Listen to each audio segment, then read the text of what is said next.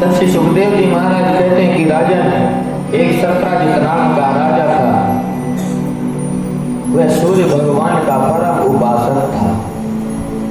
सूर्य भगवान सत्राजित राजा के भक्ति से बहुत प्रसन्न हुए। तब सूर्य भगवान उसे मणि दिए, जो मणि 8 भार सोना नित्य देने वाले थे। वहीं पर अब एक दिन सत्राजित भगवान के दरबार पर पहुंचा। कुछ यदुवंशी जब देखे सत्राजित के गले में मणि, तो यदुवंशी बोले कि भाई यह मणि भगवान को दे दो, भगवान के हृदय में अच्छी लगेगी। सत्राजित ने मना कर दिया। अब आज यदुवंशी भगवान के लिए मणि मांग रहे हैं, सत्राजित मना कर दिया। कुछ समय बीता, सत्राजित अपने घर को गया। सत्राजित का एक छोटा भाई था जिसका नाम था प्रसेन। प्रसेन को शिकार खेलने के लिए जाना था। प्रसेन बोला, भैया मुझे शिकार खेलने के लिए जाना है, यदि यह मणि आप मुझे दे दे तो अच्छा रहेगा। सत्राजित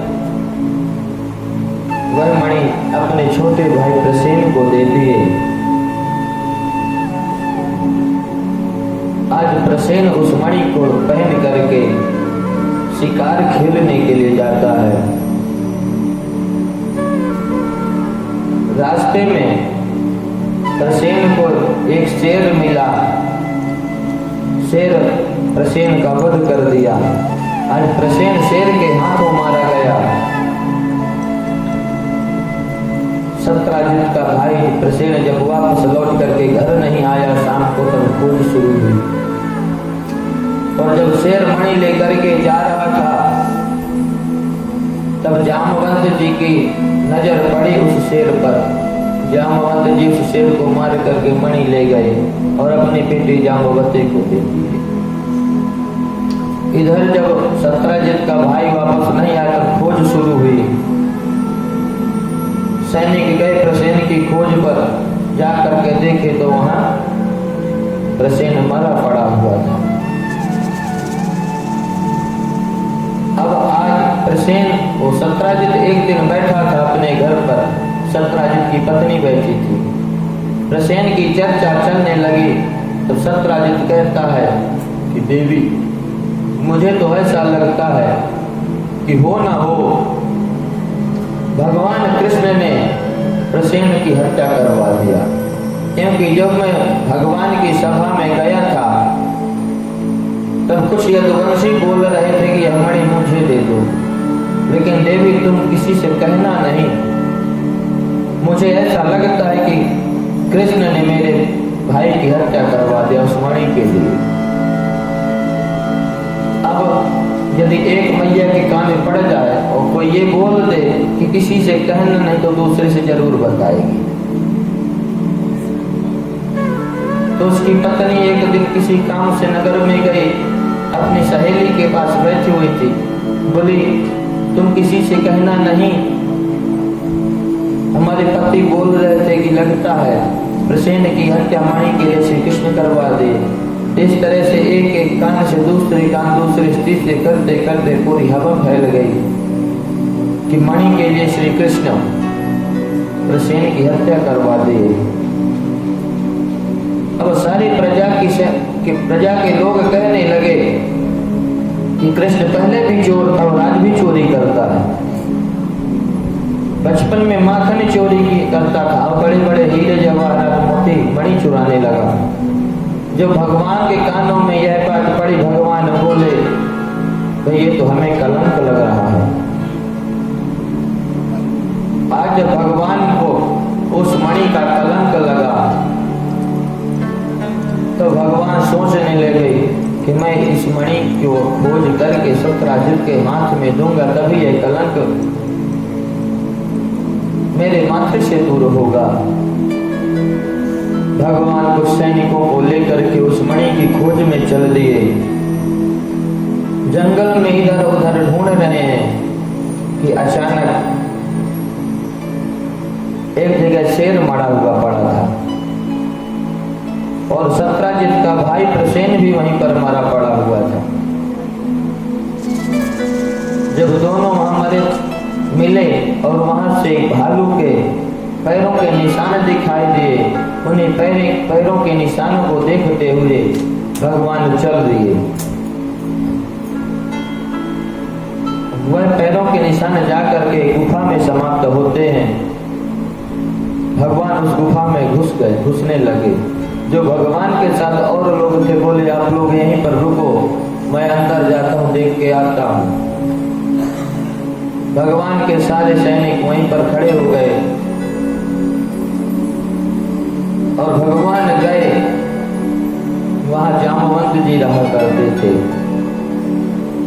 आज भगवान जैसे अंदर पहुंचे तो जामवंत जी कुछ देखे न सुने, सीधे एक मुक्का मार दिए भगवान को।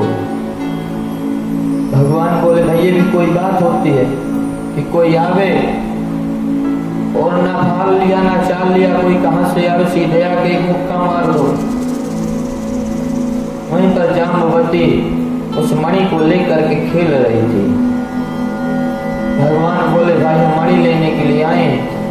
बोले मणि तो दूंगा नहीं, लेकिन तू आया कहां से? युद्ध होने लगा जामवंत जी का और भगवान का। बहुत दिनों तक युद्ध चलता रहा। दोनों में उठक पटक होती रही। यह युद्ध 28 दिन तक चला और लास्ट में भगवान खींच के एक हाथ मारे, जामवंत जी की सारी नसें ढीली पड़ गई। भगवान छाती पर चढ़ गए जामवंत जी के। जामवंत जी पहचान गए। बोले बस करो महाराज, आप ही हमारे राम जी हो। मैं आपको पहचान गया।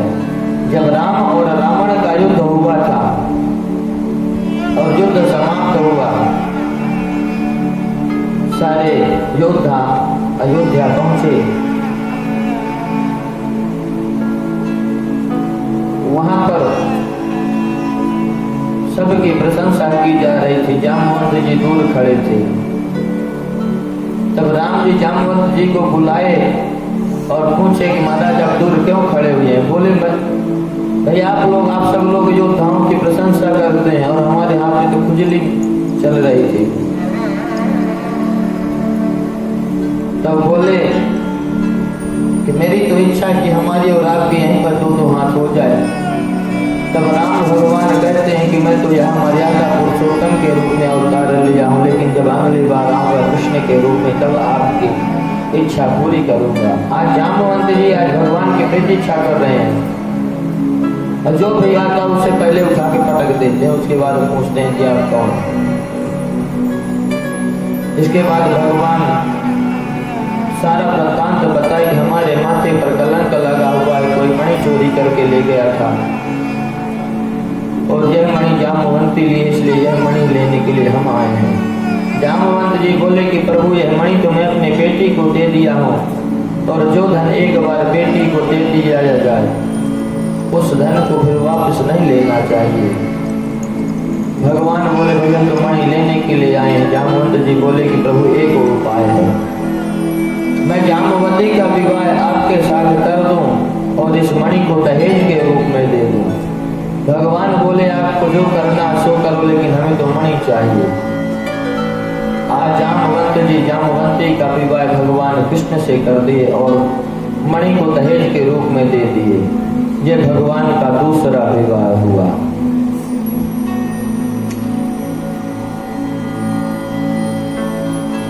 अब भगवान मणि को लिए और सत्राजित को देने के लिए गए। सत्राजित मिला। सत्राजित को बुलाकर सारे वृत्तांत सुनाए और मणि सत्राजित के हाथ में सौंप दिए। अब सत्राजित बड़ा लज्जित हुआ कि मैं बिना मतलब का कलंक भगवान के माथे पर लगाया। अब यदि यह मणि मैं ले लूंगा तो जनता में फिर से हवा फैल जाएगी। जनता फिर से कहने लगेगी कि हम तो पहले ही कहते थे कि द्वारिकाधीश के दरबार में किस चीज की कमी है, वो वाला चोरी क्यों करेंगे। इसलिए सत्राजित बहुत लज्जित हुआ और भगवान से बोला कि महाराज मैं यह मणि तो वापस नहीं लूंगा। भगवान बोले मणि तो आपको लेना ही पड़ेगा। तब सत्राजित को एक उपाय सूझा, बोला कि मैं अपनी बेटी सत्यभामा का विवाह आपके साथ कर दूं और मणि भी आपको दे दूं, तो फिर मेरी बदनामी नहीं होगी। आज सत्राजित अपनी बेटी सत्यभामा का विवाह भगवान के द्वारिकाधीश के साथ कर दिया और दहेज में फिर से वही मणि भगवान को प्रदान कर दिया।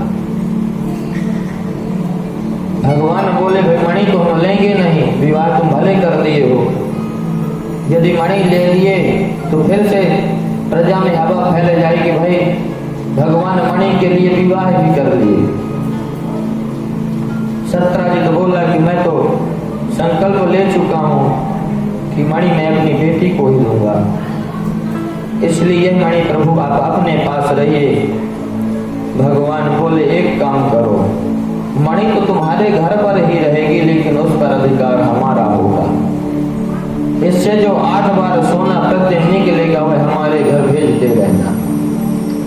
इस प्रकार से भगवान का यह तीसरा विवाह सत्यभामा के साथ संपन्न हुआ। एक बार भगवान पांडवों से मिलने के लिए द्वारिकापुरी से हस्तिनापुर की ओर जा रहे थे, इंद्रप्रस्थ जा रहे थे, क्योंकि भगवान पांडवों से बहुत प्रेम करते हैं। एक दिन भगवान अर्जुन से बोले चलो यमुना के उस पार घूमने के लिए चलते हैं। भगवान कृष्ण और अर्जुन रथ में बैठकर घूमने के लिए चल दिए। तो यमुना तट पर एक कन्या तपस्या कर रही थी। भगवान अर्जुन से बोले अर्जुन जाकर के देखो यह कन्या कौन है, किस कारण यहाँ पर तपस्या कर रही है।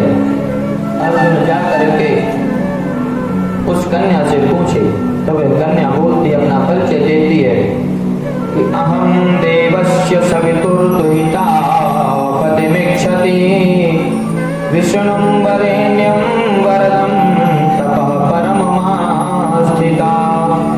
महाराज मैं सविता की दुहिता हूँ, सविता की बेटी हूँ, मेरा नाम कालिंदी है। मैं द्वारिकाधीश भगवान को अपने पति रूप में प्राप्त करना चाहती हूँ। सुनते ही अर्जुन मुस्कुराकर भगवान के पास आए, बोले प्रभु ये आपको पति के रूप में प्राप्त करना चाहती है। अर्जुन आज भगवान का चौथा विवाह करवा दिए। अब उज्जैन के राजा थे विंद और अरविंद, इनकी एक बहन थी मित्रवृंदा। दोनों भाई राजनीति का लाभ लेने के लिए अपनी बहन का विवाह दुर्योधन से करना चाहते थे, लेकिन मित्रवृंदा भगवान के नाम की माला जप रही थी। मित्रवृंदा के विवाह में स्वयंवर का कार्यक्रम रखा गया और सभी विंद और अरविंद बोले कि हम स्वयंवर कर रहे हैं, तुम जाकर के दुर्योधन के गले में यह माला पहना देना। वहां पर भगवान द्वारिकाधीश भी पहुंचे। मित्रवृंदा इधर से गई, मित्रवृंदा की आंखें भगवान को इधर उधर खोज रही थी। भगवान उनकी आंखों के सामने आ गए। मित्रवृंदा वहीं पर भगवान के गले में माला डाल दी। अपने भाइयों का विरोध का परवाह न करते हुए भगवान के गले में माला डाल दी। भगवान मित्रवृंदा को वहां से हरण करके द्वारिका ले आए, यहाँ पर आनंद के साथ रहने लगे। यह भगवान का 5वां विवाह हुआ। एक कौशल नरेश थे महाराज नग्नजित, जिनकी बेटी थी सत्या देवी। नग्नजित उनका नाम था, इसलिए इन्हें नग्नजिती भी कहते थे। राजा ने प्रतिज्ञा किया था कि मेरे 7 बैलों को जो एक रस्सी में 7 बैलों को एक साथ नाथ देगा, इसके साथ मैं बेटे का विवाह कर दूंगा। बड़े बड़े राजकुमार आए, सबने प्रयास किया लेकिन बैलों को कोई भी नहीं बांध सका। उस समय कौशलपुर देश में भगवान पहुंचे। भगवान की छटा को देख करके, भगवान के सौंदर्य को देख करके आज कौशलपुरवासी अपने आप को, अपने जीवन को धन्य मानते हैं। भगवान द्वारिकाधीश वहां पर पहुंचे, अपने 7 रूप बनाए, 7 रूपों से उन 7 बैलों को खींच करके एक रस्सी में बांधे और अपना रूप एक बना लिए।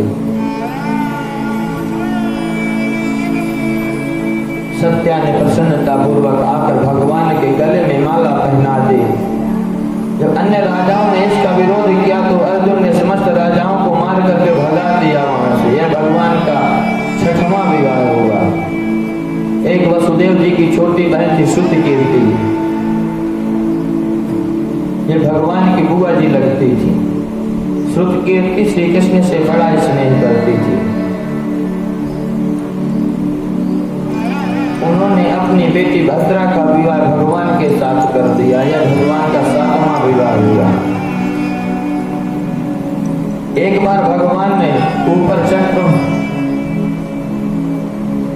चक्र में घूमती हुई मछली का नीचे प्रतिबिंब देख करके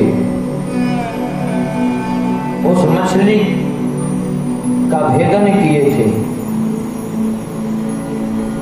लक्ष्य भेदन करने से मध्य देश के राजा की कन्या थी लक्ष्मण। आज लक्ष्मण का विवाह भगवान के साथ होगा। यह भगवान के 8 विवाह हुए। इस प्रकार से भगवान के 8 विवाह तो अलग अलग हुए, लेकिन 16,100 विवाह एक ही दिन, एक ही मुहूर्त में संपन्न हुए। राजा परीक्षित प्रश्न करते कि महाराज इतने विवाह एक साथ एक ही मुहूर्त पर कैसे संपन्न हो गए? श्री सुखदेव जी महाराज कहते हैं, राजन, प्राग ज्योतिषपुर का राजा भौमासुर नाम का एक दानव था। वैसे तो इसका नाम नरकासुर था, लेकिन ये भूमि का पुत्र होने के नाते इसका नाम भौमासुर पड़ा। इसने 20,000 राजकुमारियों से एक साथ विवाह करने का संकल्प लिया था। भौमासुर से जो राजा परास्त हो जाता है, युद्ध में पराजित हो जाता है, हार जाता है, तो इसके यहाँ जितनी राजकुमारियां होती थी सबको बंदी गृह में लाकर के डाल देता है। इस प्रकार राजकुमारियों को हरण करते करते इनकी संख्या 16,100 तक पहुंच गई। भगवान को पता चला, कहते हैं, सभार्यो गरुड़ारूढ़ा प्राग ज्योतिषपुरम जजाओ। सत्यभामा को लेकर के भगवान गरुड़ पर बैठकर प्राग ज्योतिषपुर पहुंचे। नगर में प्रवेश किए। एक 5 मुख वाला मुर नाम का दैत्य नगर की रक्षा करने के लिए बैठा हुआ था। वह दैत्य भगवान के ऊपर झपटा। भगवान अपने सुदर्शन चक्र से 5 सिर काट दिए, उसका वध कर दिए। वहीं से नाम भगवान का पड़ गया मुरारी।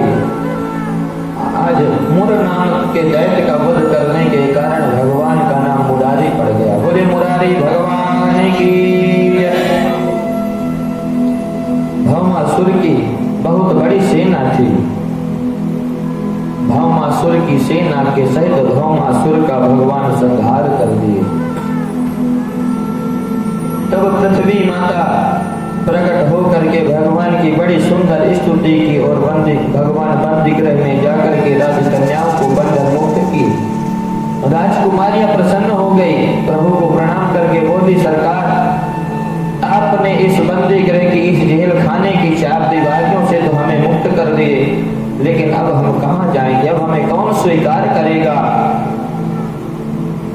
अब हम लौटकर अपने घर नहीं जा सकते। कोई राजकुमार हमसे विवाह करने को तैयार नहीं हो सकता। इसलिए अब तो हमारे सामने मृत्यु के अतिरिक्त कोई दूसरा रास्ता हमें दिखाई नहीं देता। इसलिए प्रभु आप हमारा उद्धार करिए। भगवान बोले, घबराने की कोई बात नहीं है। जिसके लिए दुनिया के सारे रास्ते बंद हो जाते हैं, उसके लिए मेरा रास्ता, मेरे घर का रास्ता हमेशा खुला रहता है। समस्त राजकुमारियां भगवान के चरणों में समर्पित हो गईं। भगवान और कहने लगे, हे प्रभु, आपने हमें नया जीवन प्रदान किया, ये जीवन आपके चरणों में समर्पित है। उसी समय भगवान तथास्तु कह करके सभी राजकुमारियों को एक साथ एक ही मुहूर्त में स्वीकार कर लिया था। इस प्रकार से भगवान के 16,108 विवाह हो गए। कालांतर में आगे चल के भगवान की प्रत्येक रानी से 10 पुत्र हुए और एक एक पुत्री हुई। इस प्रकार से भगवान का परिवार बहुत बड़ा हुआ। अब 16,108 तो पुत्री हो गई, क्योंकि एक पुत्री थी एक रानी पे और एक रानी पे 10 बेटा थे, तो कितने पुत्र हो गए? 1,61,080 पुत्र हुए और 16,108 पुत्रियां हुई। इस तरह से भगवान अपने परिवार के साथ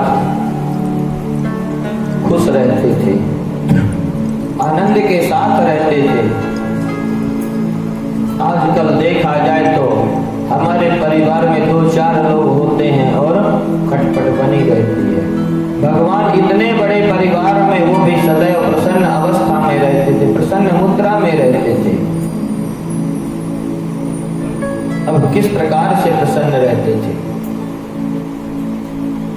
द्वारिकापुरी में भगवान की आज्ञा के अनुसार कोई नजर नहीं उठाता था। आज हमारे घर में हमारे पुत्र, हमारी बेटी हमारी आवाज नहीं सुनती हैं। हम लोग कहते हैं आपको इधर जाना तो इधर जाते हैं। भगवान आज अपने परिवार के साथ गृहस्थ लीला करते हैं, आनंद के साथ रहते हैं द्वारिकापुरी में।